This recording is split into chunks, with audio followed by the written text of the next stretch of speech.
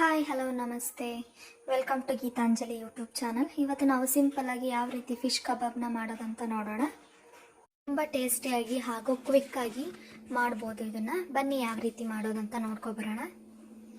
ನಾನಿಲ್ಲೊಂದು ಪ್ಲೇಟ್ನ ತಗೊಂಡಿದ್ದೀನಿ. ಅದಕ್ಕೆ 1 ಟೀ ಸ್ಪೂನಷ್ಟು ಶುಂಠಿ ಮತ್ತು ಬೆಳ್ಳುಳ್ಳಿ ಪೇಸ್ಟ್ನ ಹಾಕ್ತಾಯಿದ್ದೀನಿ. ಸ್ವಲ್ಪ ಅರಿಶಿನ ಪುಡಿ, ಹಾಗೆ 1 ಸ್ಪೂನಷ್ಟು ಧನಿಯಾ ಪೌಡರ್ನ ಹಾಕ್ತಾಯಿದ್ದೀನಿ. ಒಂದು ಅರ್ಧ ಸ್ಪೂನಷ್ಟು ಖಾರ ಪುಡಿನ ಹಾಕ್ತಾಯಿದ್ದೀನಿ. ಹಾಗೆ ರುಚಿಗೆ ತಕ್ಕಷ್ಟು ಉಪ್ಪನ್ನು ಹಾಕ್ತಾಯಿದ್ದೀನಿ. ನಾನಿಲ್ಲಿ 1.5 ಸ್ಪೂನಷ್ಟು ಫಿಶ್ ಕಬಾಬ್ ಪೌಡ್ರನ್ನ ಹಾಕ್ತಾಯಿದ್ದೀನಿ.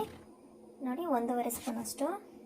ನಂತರ 1 ಸ್ಪೂನಷ್ಟು ಕಾರ್ನ್ಫ್ಲೋರ್ನ ಹಾಕ್ತಾಯಿದ್ದೀನಿ. ಈಗ ಅದನ್ನೆಲ್ಲ ಚೆನ್ನಾಗಿ ಒಂದ್ಸತಿ ಮಿಕ್ಸ್ ಮಾಡ್ಕೊಳ್ಳೋಣ. ಅದಕ್ಕೆ ಸ್ವಲ್ಪ ನೀರನ್ನ ಸೇರಿಸ್ಕೊಂಡು ನಮಗೆ ಯಾವ ಹದ ಬೇಕಂದರೆ ಸ್ವಲ್ಪ ಗಟ್ಟಿಯಾಗಿರಬೇಕು. ತೀರಾ ತೆಳ್ಳಗಾದರೆ ಫಿಶ್ಗೆ ಅದು ಹಿಡಿಯಲ್ಲ.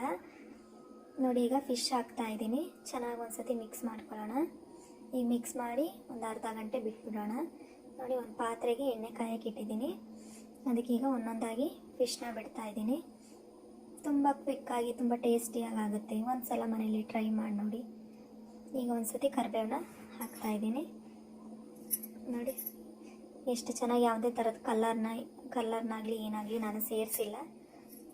ನೀವು ಒಂದ್ಸತಿ ಮನೇಲಿ ಟ್ರೈ ಮಾಡಿ ನೋಡಿ. ನನ್ನ ಎಲ್ಲ ವೀಡಿಯೋಗಳನ್ನೂ ಹೀಗೆ ನೋಡ್ತಾ ಇರಿ, ಸಪೋರ್ಟ್ ಮಾಡ್ತೀರಿ. Thank you for watching.